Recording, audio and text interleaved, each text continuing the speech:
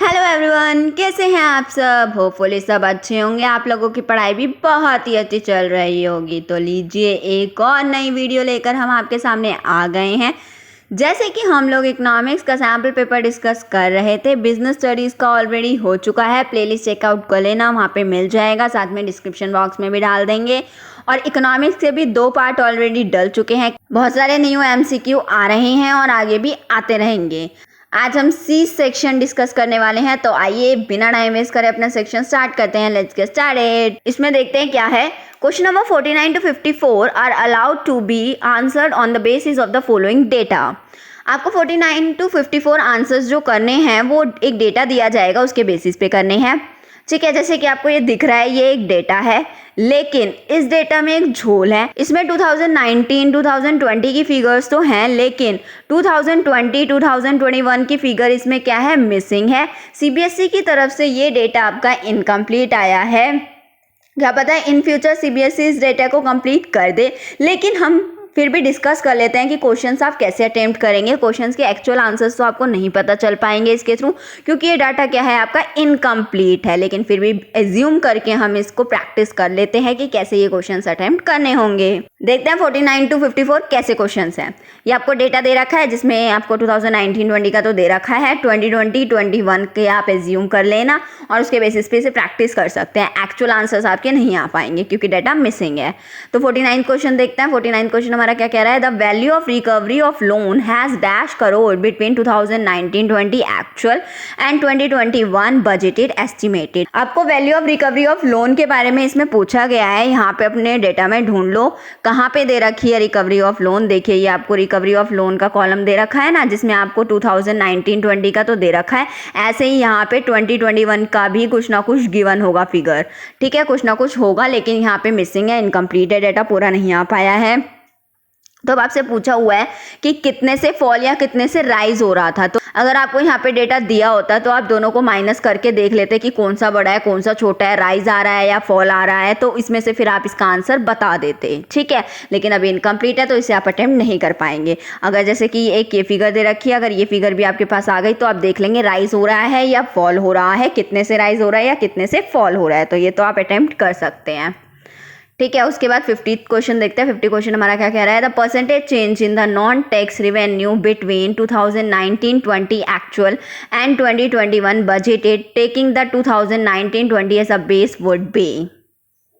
इसमें आपसे बात करी गई है नॉन टैक्स रेवेन्यू की परसेंटेज चेंज बताना है आपको। नॉन टैक्स रेवेन्यू कहाँ है हमारा, ये रहा नॉन टैक्स रेवेन्यू, जिसमें आपको 2019-2020 का तो दे रखा है, ये रहा, लेकिन आपको 2020-21 के बारे में नहीं बता रखा है। तो हम इसे एज्यूम करके मैं आपको बता देती हूँ कैसे करना है। देखिए, मान लीजिए हम इसको 6 लाख एज्यूम कर लेते हैं। ठीक है, मैंने आपको परसेंटेज चेंज निकालना पहले भी सिखा रखा है, आप उसके बेसिस पे ही इसे अटेम्प्ट कर सकते हैं।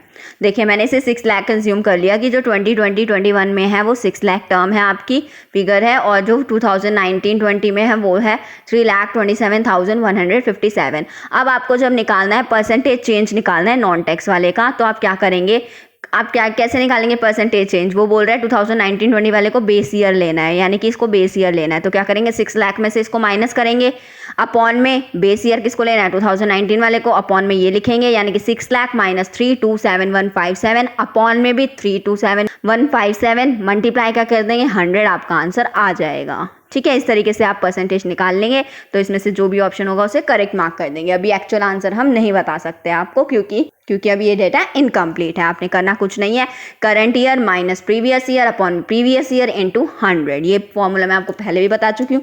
जहाँ भी आपसे परसेंटेज पूछा जाए, आप परसेंटेज में यही करेंगे, current year minus previous year upon में प्रीवियस ईयर इंटू 100 करके परसेंटेज चेंज निकाल सकते हैं, जहाँ भी आपसे परसेंटेज चेंज के बारे में पूछा जाए। 51 क्वेश्चन देखते हैं। 51 क्वेश्चन में आपको क्या दे रखा है, identify which of the following is not an example of tax revenue for the government. आपको बताना है इसमें से टैक्स रेवेन्यू का एग्जाम्पल कौन सा नहीं है। देखिए, ये क्वेश्चन तो बहुत ही ईजी है। देखिए, ये इन 3 के पीछे तो आपको टैक्स टैक्स टैक्स दिख ही रहा है, ये सारे आपके टैक्स हैं, लेकिन टैक्स कौन सा नहीं है, स्पेशल असेसमेंट आपका टैक्स नहीं है, ये नॉन टैक्स रेवेन्यू होता है। तो 51 का हो गया बी, 51 का आंसर हो गया आपका बी।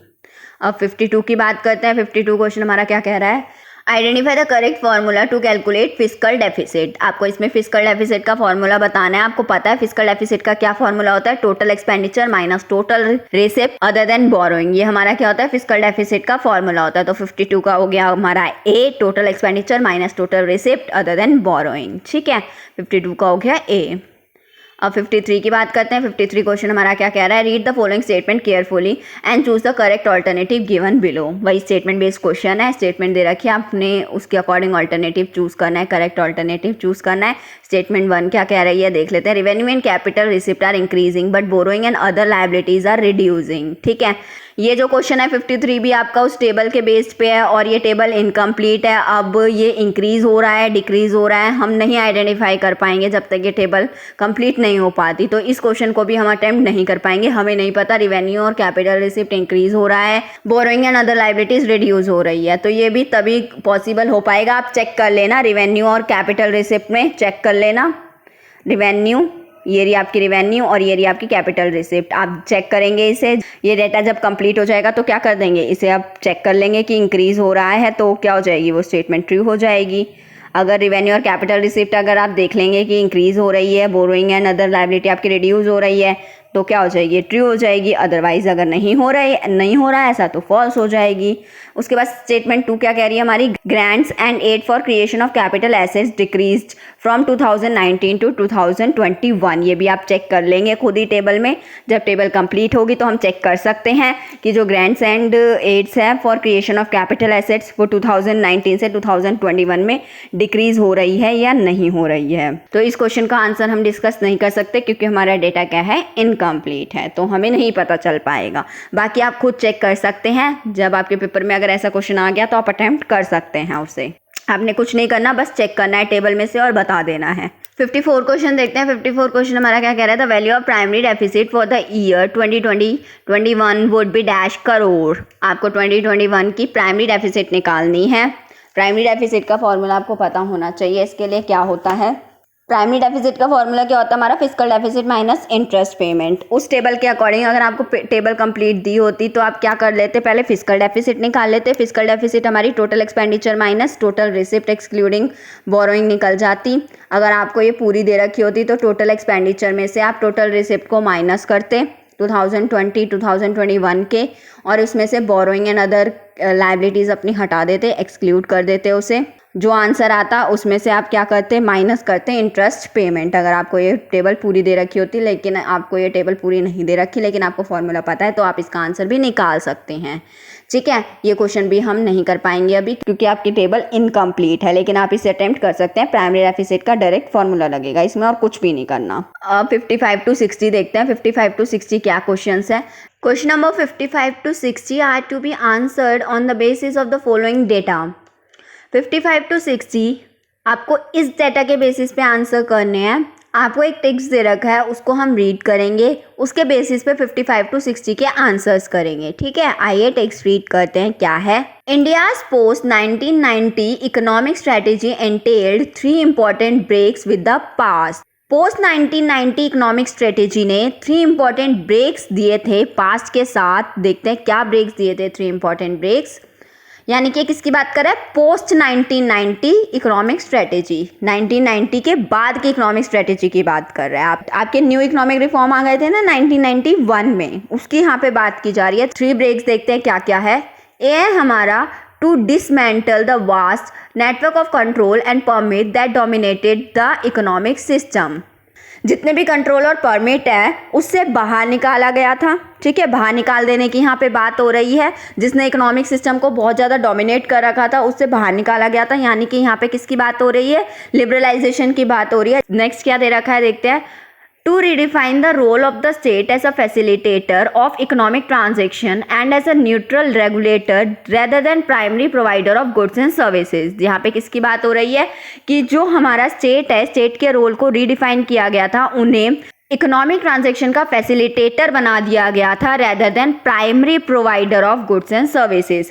पहले प्राइमरी प्रोवाइडर थे वो गुड्स एंड सर्विसेज के, अब क्या बना दिया, फैसिलिटेटर बना दिया गया है। यानी कि यहाँ पे किसकी बात की जा रही है, प्राइवेटाइजेशन की बात की जा रही है कि पब्लिक सेक्टर के पास गुड्स एंड सर्विसेज का प्रोड्यूस करने का पूरा कंट्रोल था पहले, लेकिन अब क्या है, वो उसके सिर्फ और सिर्फ फैसिलिटेटर है and as a neutral regulator है, ना कि प्राइमरी प्रोवाइडर है गुड्स एंड सर्विसेज के। तो यहाँ पे प्राइवेटाइजेशन की बात की जा रही है कि स्टेट को क्या कर दिया, फैसिलिटेटर बना दिया इकोनॉमिक ट्रांजैक्शन का, state as a facilitator of economic transaction rather than primary provider of goods and services. ठीक है, अब थर्ड पॉइंट देखते हैं। थर्ड पॉइंट क्या कह रहा है हमारा, to move away from a regime of import substitution and to integrate fully with the global trading system. यहाँ पे बात की जा रही है इंटीग्रेट करने की, इंटीग्रेट करना है, integrate fully with the global trading system, यानी कि यहाँ पे किसकी बात करी जा रही है, ग्लोबलाइजेशन की बात की जा रही है। इंटीग्रेट करना है ग्लोबल ट्रेडिंग सिस्टम के साथ और इंपोर्ट सब्स्टिट्यूशन को भी इंट्रोड्यूस करना है, इंपोर्ट सब्स्टिट्यूशन भी लाना है। तो ये यहाँ पे किसकी बात की गई है, ग्लोबलाइजेशन की बात की गई है। यानी कि ये तीनों कंसेप्ट आपके लिबरलाइजेशन, प्राइवेटाइजेशन और ग्लोबलाइजेशन से लिए गए हैं,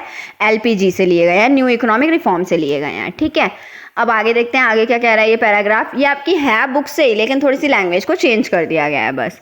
the 1991 reform unleashed the energies of Indian entrepreneurs and give untold choice to the consumers and change the face of the Indian economy. 1991 reforms ने इंडियन एंटरप्रेन्योर को एक नई तरीके की एनर्जीज दी, पोटेंशियल दी और कस्टमर्स को चॉइस दी कि वो उनके पास बहुत बड़ी मार्केट दे दी जिसमें से वो चूज कर सकते हैं। अनटोल्ड चॉइस दी गई कंज्यूमर को, जिसने इंडियन इकोनॉमी के फेस को चेंज करके रख दिया। किसने, 1991 रिफॉर्म ने इंडियन इकोनॉमी के फेस को चेंज करके रख दिया। The reform agenda constituted a paradigm shift and has defined the broad contours of economic policy making for 3 decades। Paradigm shift यानी कि एक पैटर्न में शिफ्ट करना। जब हम एक पैटर्न में शिफ्ट करते हैं, एक पैटर्न में चलते हैं, तो उसे हम क्या बोलते हैं, पैराडिग्म शिफ्ट बोलते हैं। तो जो रिफॉर्म एजेंडा में क्या आया था, पैराडिग्म शिफ्ट आया था। ठीक है, जिसने ये डिफाइन किया था कि इकोनॉमिक पॉलिसी बनाई थी 3 डिकेड्स के लिए। ठीक है, नेक्स्ट है हमारा liberalisation was adopted as the guiding principle of governance and all governments since 1991 have broadly stuck to that path. Liberalisation को अडॉप्ट किया गया था as a guiding principle of governance. Liberalisation को as a guiding principle adopt किया था और उसके according ही काम किया था, उसके अकॉर्डिंग ही चले थे। ठीक है, today we don't need a paradigm shift. आज की डेट में हमें किसी पैराडिग्म शिफ्ट की जरूरत नहीं है।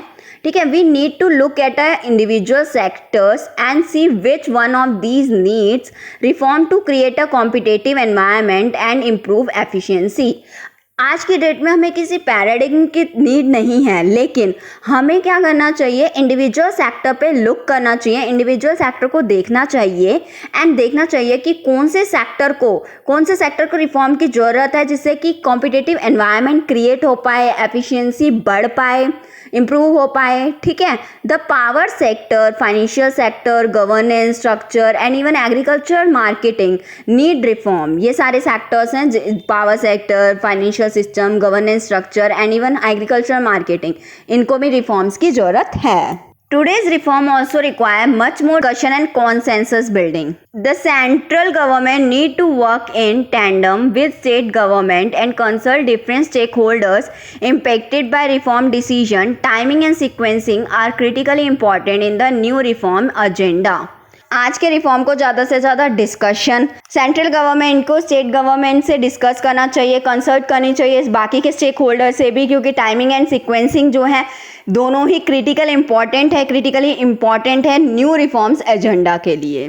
ठीक है, दोनों ही इम्पॉर्टेंट है न्यू रिफॉर्म एजेंडा में। ठीक है, अब ये हमने पैराग्राफ रीड करा है, इसके बेसिस पे क्वेश्चंस हैं, आपको इसी में से आंसर्स देने हैं। देखिए, जैसे कि 55 क्वेश्चन क्या है हमारा, according to the given text dash was adopted as the guiding principle of governance and the governments since 1991। बताइए किसको हमने गाइडिंग प्रिंसिपल की तरह अडॉप्ट किया था, बताइए, मॉडर्नाइजेशन को, लिबरलाइजेशन को, प्राइवेटाइजेशन को या फिर ग्लोबलाइजेशन को, किसको बोला गया है as a guiding principle of governance and all government since 1991 हमने पढ़ा था, किसको बोला गया? लिबरलाइजेशन को बोला गया। यहाँ पे देखिए हमने पढ़ा था ना, ये रहा, liberalisation was adopted as the guiding principle of the governance and all government since 1991। अब क्वेश्चन नंबर 56 देखते हैं। 56 क्वेश्चन हमारा क्या कह रहा है? Read the following statement carefully and choose the correct alternative given below. Statement 1 कह रही है कि 1991 was a landmark movement in India's most independence history as that change the nature of the economy in the fundamental veg.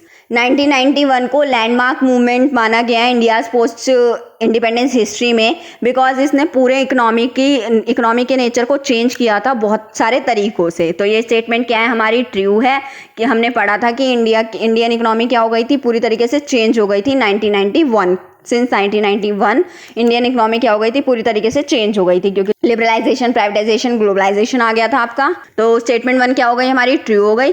Statement 2 हमारी क्या कह रही है? India's economic establishment launched a multi-pronged reform agenda to repair India's macroeconomic balance sheet and ignite growth। ये statement भी क्या है आपकी? ट्रू है। इंडियाज इकोनॉमिक स्टैब्लिशमेंट ने लॉन्च किए थे बहुत सारे reform agenda India's macro economic balance sheet और ग्रोथ को रिपेयर करने के लिए। तो ये भी क्या है हमारी? स्टेटमेंट ट्रू है। स्टेटमेंट 1 और 2 बोथ क्या है आपकी? ट्रू है। तो 56 का हो गया ए।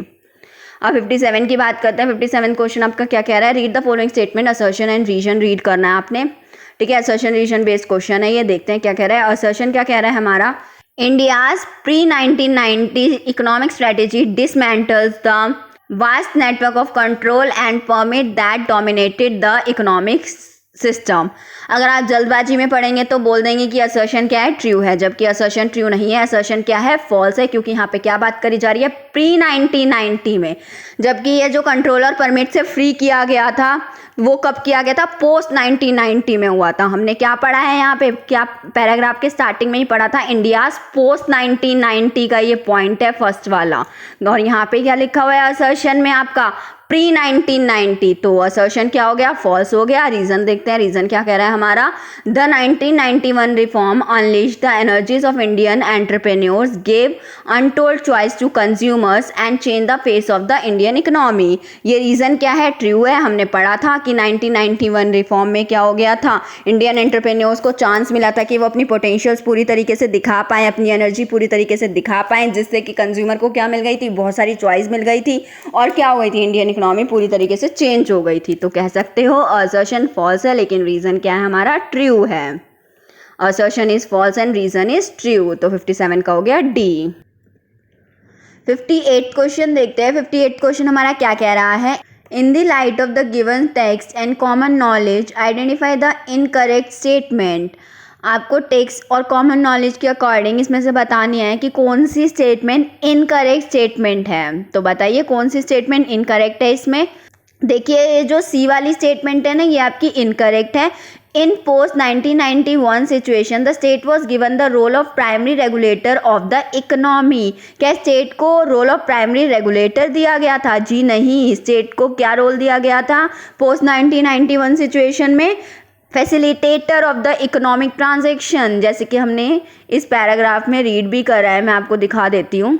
जैसे कि हमने इस पैराग्राफ में यहाँ पे रीड भी किया था कि क्या हो गया था? State as a facilitator of economic transaction rather than primary provider of goods and services. अब प्राइमरी प्रोवाइडर नहीं रह गए हैं वो गुड्स एंड सर्विसेज के, अब उनको क्या बना दिया गया? फैसिलिटेटर ऑफ इकोनॉमिक ट्रांजैक्शन बना दिया गया है।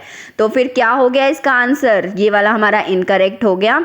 सी वाला क्या हो गया हमारा? इनकरेक्ट हो गया कि वो उनका primary regulator of the economy का रोल नहीं था, फैसिलिटेटर का रोल था। तो ये स्टेटमेंट हमारी क्या है? इनकरेक्ट है। तो 58 का हो गया सी। अब 59 की बात करते हैं। 59 क्वेश्चन हमारा क्या कह रहा है? Read the following statement carefully and choose the correct alternative given below. आपको स्टेटमेंट रीड करनी है और करेक्ट ऑल्टरनेटिव चूज करना है। स्टेटमेंट 1 हमारे क्या कह रहा है?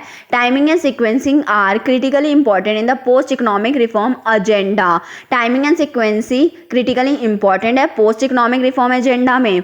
तो हमने ये लाइन हमने पढ़ी हुई है अपने पैराग्राफ में, कहाँ पढ़ी थी? ये रही, timing and sequencing are critically important in the new reform agenda. तो कह सकते हैं ये स्टेटमेंट क्या हो गई आपकी? ट्रू हो गई। ये स्टेटमेंट क्या हो गई? ट्रू हो गई। अब स्टेटमेंट 2 देखते हैं। स्टेटमेंट 2 हमारा क्या कह रहा है? Post pandemic reform in India require a paradigm shift post, ये यहाँ पे क्या बात करी जा रही है, पोस्ट पैंडेमिक रिफॉर्म की, कि पैंडेमिक रिफॉर्म आने के बाद इंडिया को पैराडिग्म शिफ्ट की ज़रूरत थी। जी नहीं, पहले पैराडिग्म शिफ्ट की ज़रूरत थी और इंडिया ने पैराडिग्म शिफ्ट फॉलो भी करा, लेकिन यहाँ पे लिखा हुआ है ना, today we don't need a paradigm shift, तो अब उन्हें पैराडिग्म शिफ्ट की नीड नहीं है। तो ये स्टेटमेंट क्या हो गई आपकी, ये स्टेटमेंट क्या हो गई आपकी, फॉल्स हो गई। आप कह सकते हैं post pandemic reform in India does not required a paradigm shift. तो ये स्टेटमेंट क्या हो गई, फॉल्स हो गई। तो 59 का आप कह सकते हैं स्टेटमेंट 1 तो ट्रू है, लेकिन स्टेटमेंट 2 क्या है, फॉल्स है। तो 59 का हो गया हमारा सी। अब 60 की बात करते हैं। 60 क्वेश्चन हमारा क्या कह रहा है, read the following statement, assertion and reason. Assertion reason based question है ये भी। असर्शन देखते हैं, असर्शन क्या है हमारा, असर्शन है the 1991 reform vitalities of the Indian business persons. 1991 reform ने इंडियन बिजनेस पर्सन्स की विटेलिटीज़ को रिलीज़ किया। ये स्टेटमेंट क्या है आपकी, ट्रू है। 1991 में लिबरलाइजेशन, प्राइवेटाइजेशन आया था, ग्लोबलाइजेशन आया था, जिससे कि इंडियन बिजनेस पर्सन्स की विटेलिटीज़ रिलीज़ हुई थी। तो हमारी ये स्टेटमेंट क्या हो गई, ट्रू हो गई। और रीज़न क्या है, the reform agenda established a paradigm shift and define the broad outline of the economic policy making for year to कम।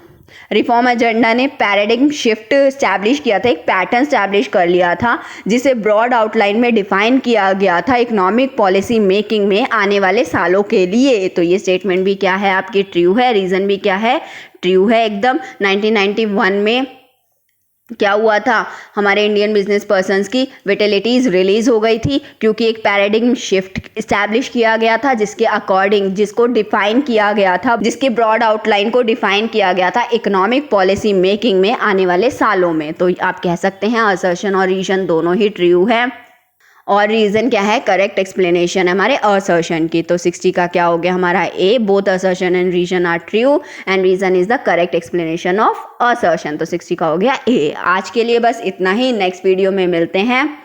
बाकी और भी बहुत सारे MCQ चाहिए हो तो चैनल को सब्सक्राइब कर लेना, क्योंकि रोज़ MCQ हम लोग डाल रहे हैं आपके लिए, कि आपके टर्म 1 बहुत अच्छे से जाने चाहिए, आपकी बहुत अच्छी प्रैक्टिस होनी चाहिए।